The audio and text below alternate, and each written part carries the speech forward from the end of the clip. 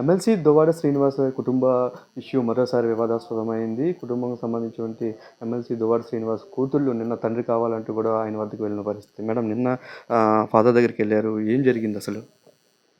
ఏం జరగలేదు. మా డ్యాడీ ఆమెతో ఉంటున్నారు.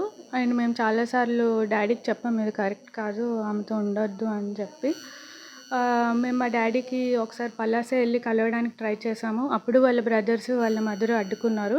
ఇప్పుడు కూడా మా డ్యాడీని కలవడానికి వెళ్ళాము. అదే అంటే మేము మా డ్యాడీతో ఉండాలనుకుంటున్నాం. సో మేము కలవడానికి మాట్లాడదామని మా డాడీతో ఉందామని వెళ్ళాము. కానీ వాళ్ళు డోర్స్ అవన్నీ లాక్ చేసుకొని లోపల ఉన్నారు.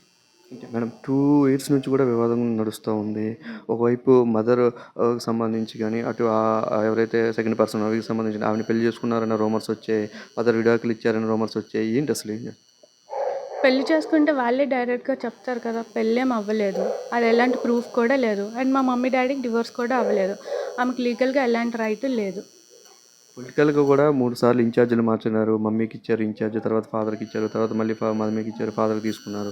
ఈ నేపథ్యంలో కూడా ఈ పొలిటికల్ ఇష్యూసే ఇంట్లో జరిగాయా ఏంటి అసలు?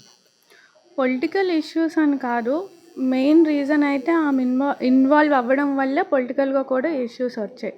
ఆమె వల్లనే ఆమె ఇన్వాల్వ్ అవ్వడం, ఆమె పొలిటికల్గా అంటే ఏదో రౌడీలాగా బిహేవ్ చేయడం, ఎవరి మీద పడితే ఎలా పడితే అలా అరిచేయడం, ఎలా పడితే అలా మాట్లాడడం. ఇప్పుడు మాకంటూ మా తాతయ్యకంటూ ఒక పెద్ద ఫ్యామిలీ, మా మమ్మీ ఒక పెద్ద ఫ్యామిలీ వచ్చింది, మా డాడీకి ఒక నేమ్ ఉంది. అప్పుడు అలాంటి ఫ్యామిలీ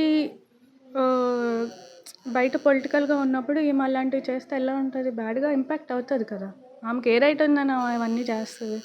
పిల్లలుగా మీరు ఎప్పుడైనా ఆవిడతో ఏమైనా మాట్లాడి మా ఫాదర్ మాకు వదిలేయండి అని ఏమైనా అడగడం జరిగిందా? మేము ఎప్పుడు కాంటాక్ట్ అవ్వలేదు. మేము మా డాడీతోనే కాంటాక్ట్ అయ్యాం. ఏమంటారు నిన్న రాత్రి డాడీ ఏమైనా కాంటాక్ట్ చేసే పరిస్థితి ఉందా? మెసేజెస్ చేసాం, కాల్స్ చేసాం, ఆయన ఏం రెస్పాండ్ అవ్వలేదు అసలు. ఫర్దర్ స్టెప్ ఎలా ముందుకు వెళ్ళిపోతున్నారు? మేము ట్రై చేస్తాం, మా డాడీకి మెసేజెస్ చేస్తాం, కాంటాక్ట్ అవ్వడానికి ఎప్పుడులానే ట్రై చేస్తాం. మరి ఆయన ఏం చేస్తారో నాకు తెలియదు. ఆయన ఉద్దేశం ఏంటో, ఆయన ఏం చేయాలనుకుంటున్నారో నాకు తెలియదు. మరి మేమైతే ఇలాగే ట్రై చేస్తాం. ఎలక్షన్ టైంలో కూడా ఇలా మమ్మీ డిమాండ్ చేయడం పరిస్థితి, ఆ టైంలో మొత్తం సంబంధించిన ఆస్తులు కూడా వేరు చేశారు, సెపరేట్ చేశారు అనే రూమర్స్ కూడా ఉన్నాయి. దీనిపై ఏమంటారు? ఆస్తులు ఏమీ సెపరేట్ చేయలేదు. ఈ ఇల్లు ఆయన పేరు మీదే ఉంది. కొత్త ఇల్లు ఆయన పేరు మీదే ఉంది. పలాసలో కొంత ల్యాండ్ ఉంది, అది కూడా ఆయన పేరు మీదే, వాళ్ళ పేరు మీదే ఉంది. అండ్ మా డాడీ వాళ్ళ థర్డ్ బ్రదర్ ఆయన అండర్లోనే ఉంది అది. తనకి ఏం కోరుతున్నారు అసలు ఫాదర్ నుంచి? మీరు అసలు ఏం డిమాండ్ చేస్తున్నారు? ఆమె అయితే కరెక్ట్ కాదు. ఆమెకు చాలా మందితో మ్యారేజెస్ అయ్యాయి. ఒక పోలీస్ ఆఫీసర్తో అయ్యింది, అండ్ ఇంకొక ఎవరో ఆయనతో అయ్యింది. వాళ్ళిద్దరితో పిల్లలు ఉన్నారు ఆమెకి.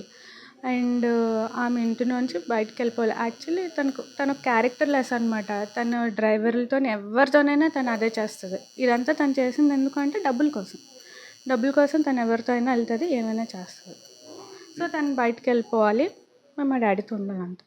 ఇది ఎవరైతే దువ్వాడకు సంబంధించిన పిల్లలు అయితే ఉన్నారో, తమ తండ్రిని ఒక మహిళ ట్రాప్ చేసింది, ఆమె సరైన వ్యక్తి కాదు, ఖచ్చితంగా తన తండ్రి తమకు కావాలి, ఇద్దరు పిల్లలు ఉన్నాం, తమకి కావాలని చెప్పేసి అయితే వీరు డిమాండ్ చేసిన పరిస్థితి. సూర్యతో బాలు 10 టీవీ